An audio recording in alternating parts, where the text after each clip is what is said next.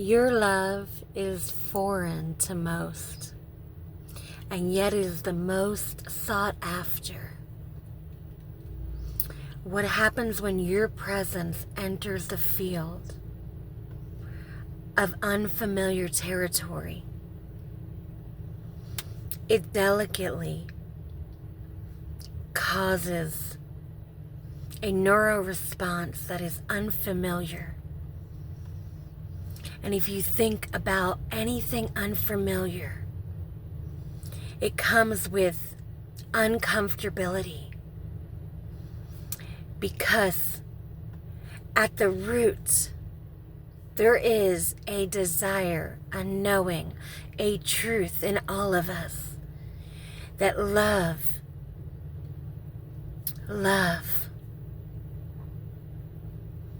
is what we are after. Yet we grow up in environments that choose what love looks like for us. And then we have experiences in our lives that show us that love looks like X, Y, and Z. Pain, suffering, friction. And that becomes our normal. That's become what our nervous system relates to. And then time goes on, and a different energy, a different vibration, the one that is known before time, me, humbly enters the field. And at first, it is received because it can be seen, felt, and heard. And it penetrates. And then, as love is set with, the unfamiliar depiction of an idolatry of what was known prior rears its head, fights back, because that is its normal. And there becomes a push and a pull, a penetration of deep, uncomfortable, rooted pain and suffering that was called love. And as these starts to sit with what love looks like, because of presence being activated in the field, the mind becomes noisy. Fear becomes evident, because to want something so bad causes fear because of never having it. And then light from the inner knowing of truth before that shit happened starts to activate, because love is ever so present and undeniable and unconditional. And what takes place from that point forward is the pure intentions of the presence of agape love holds a space, and that space starts to sprinkle into the fragmentation of lies and deception and betrayal of self. And if the willingness of the other participant that is not familiar is able to accept pieces of understanding about why they think love looks like pain, why they think love looks like fear, why they think love feels like discord. And they can take a genuine look into the life experience that caused that viewing point. And they can separate inside their body, inside their temple, the truth from the lies. And they can dial in to the fragmentation of their imprint. And they can find their way through it. They can accept the real, the truth. They can accept the truth on many levels, many calibrations. They can accept the truth. They will not run from it. I'm not saying that the process is like that. It's not. It's hard as fuck. And I can speak from experience that it's hard. That it's hard. It's not easy. But if you want that peace of God, if you want that love of God, you have to release the lies of man. You have to be willing to sit with your shit. You have to be sitting with your stuff and dissecting the fragments, the layers. The understanding only will come to you if you are willing to sit with it, to expose it, to be authentic, to be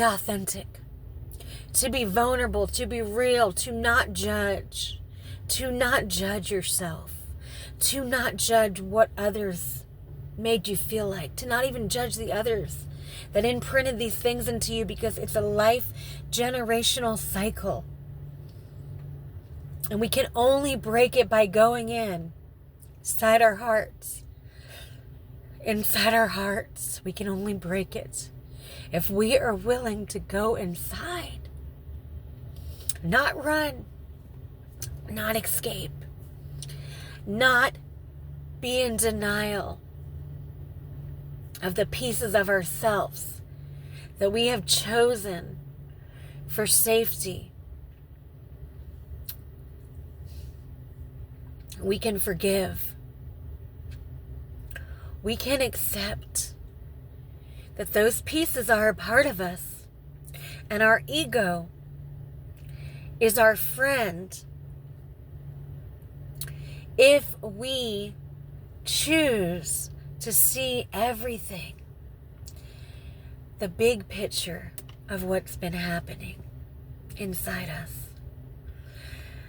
The ego is what makes the mind noisy, because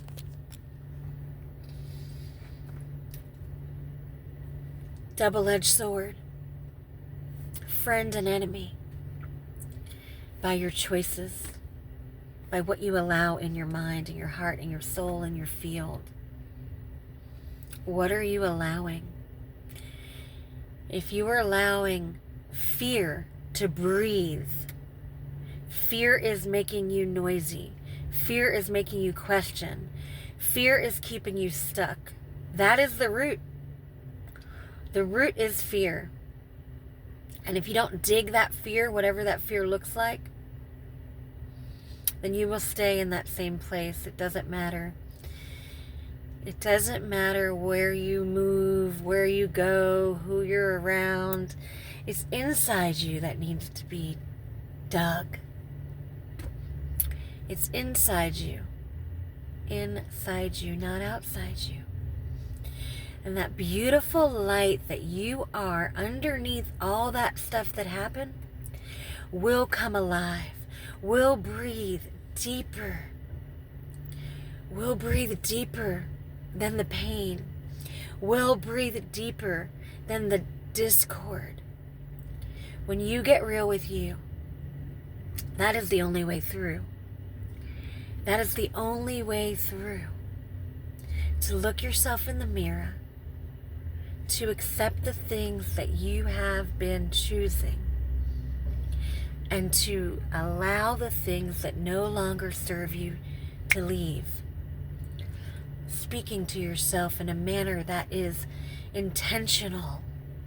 Your words matter. If you're saying things and you're wondering why you're receiving negative feedback, you're causing a loop. If you're speaking to yourself from a pure space of understanding, then you are causing freedom. So choose wisely, because how you show up in the world matters. It's rippling, it's amplifying. If you don't like how other people are being in your field, it's because you're creating that field.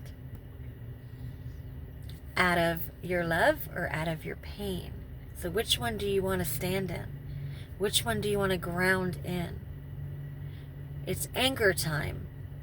Anchor into your heart, the purest form of your knowing about you. Pulling back the layers of discord that has had you in bondage long enough. It's time to cut the cord to your old ways. The things that are no longer needed for the next stage of your evolution. Your evolution, yours. And I promise you, if you have the courage to dig and dive and feel and see, you will find your way back all the way to you.